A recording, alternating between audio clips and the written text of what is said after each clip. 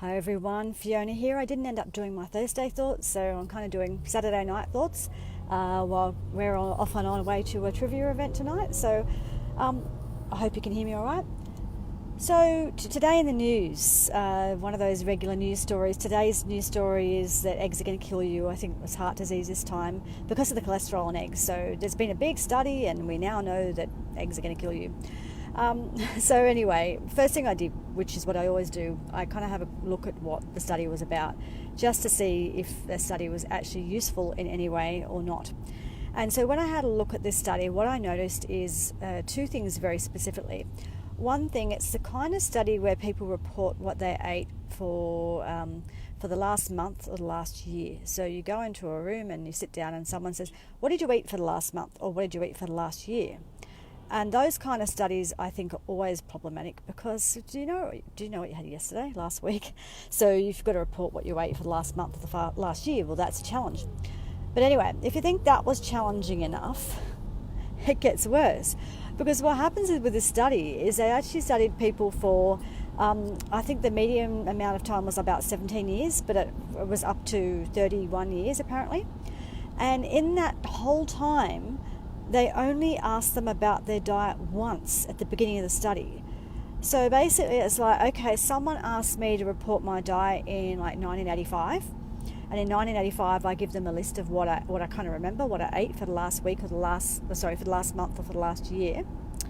And then what they do is over the next 31 years, they track my health, if I died or if I got cancer or if I got heart disease or whatever it is. And then they say, if I do or don't get those things, it's because I do or don't eat eggs.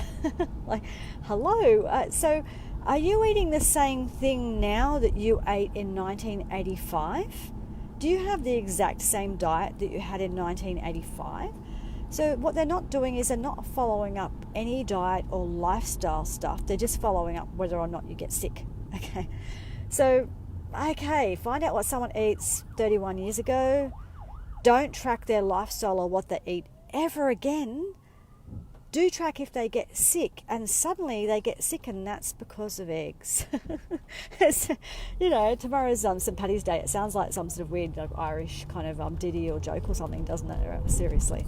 So anyway, what happens is every time keto or low carb or things like that get popular, these stories come out and these things get published. And I haven't looked at who's publishing this, but it's kind of who's funding the publishing.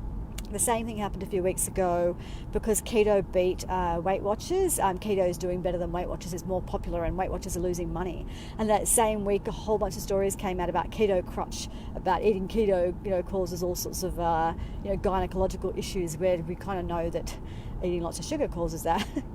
Eating keto is not going to cause that, right? So the more popular this style of eating the sort of paleo or keto or low carb, or that kind of just getting away from highly refined carbohydrates and junk food, the more popular that kind of diet gets, the more pushback there is. And when I do look at it, usually it's being funded by breakfast cereal companies or by Nestle or by someone like that. I don't know who's funding this one.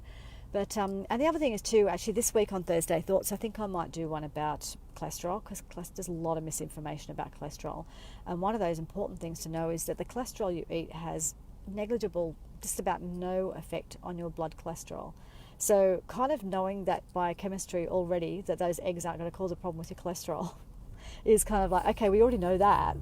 So then we do this study and it's completely flawed and completely bonkers, and then we say that eggs kill you. So anyway, it's just so just be aware of what you read and be aware that news articles, a latest study, because the way that it's reported in the news, and that's because the news copy basically they just completely copy the media release, right? They don't investigate it. But the way that it's reported in the media, it would be like it was fact, right? There's a study, and if there's a study, must be true. It's a little bit like the makeup commercials, the makeup commercials where the scientists wearing a lab coat and they're wearing a lab coat, so that means it's all sciencey, and they're talking about the 7 signs of aging or something, and somehow it becomes all like real and scientific and real and perfect. So it's a bit like that. Anyway, I think we're nearly where we're supposed to be going, and I've got to help my husband with directions, so I better go away and do that. But anyway, all right. So I just want to clear up. Eggs aren't going to kill you unless you are actually intolerant to eggs and they just don't suit you. They're not going to cause heart disease. They're not going to increase your cholesterol or make you sick or any of that sort of stuff. Okay. So I'll talk to you later, and I think I'll do a cholesterol one this week because I think it's about time. Anyway, I'll talk to you later. Have a good Saturday night. Bye.